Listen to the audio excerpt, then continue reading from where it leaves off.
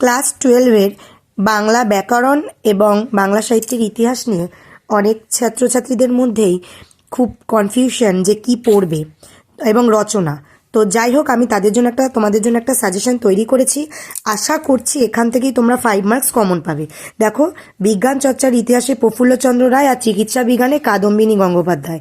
Football খেলার ইতিহাসে বাঙালির সাফল্য কিভাবে এসেছে, ফুটবলের সাথে দাবাটাও পড়ে রেখো। নেক্সট, বাক্য কাকে বলে, গঠনগত দিক থেকে বাক্য কয় প্রকার ও কী কী, এবং প্রত্যেক প্রকারের সংক্ষিপ্ত বিবরণ দাও। রূপমূল কাকে বলে শ্রেণীবিভাগ করো। স্বাধীন ও পরাধীন রূপমূলের পরিচয় দাও। প্রত্যয় কাকে বলে, উদাহরণসহ প্রত্যয়ের শ্রেণীবিভাগ করো। নেক্সট দেখো, বাক্যের অব্যবহৃত উপাদান বলতে কী বোঝো, বাক্যের অব্যবহৃত উপাদানের বিভাজনের নীতি লেখো। রচনার মধ্যে ঋতু বৈচিত্র্য, বিজ্ঞান মনস্কতা, প্রযুক্তি ও বিজ্ঞান মনস্কতা, একটি গাছ একটি প্রাণ, চরিত্র গঠনে খেলাধুলার ভূমিকা, বিশ্ব উষ্ণায়ন, ছাত্র সমাজের দায়িত্ব কর্তব্য।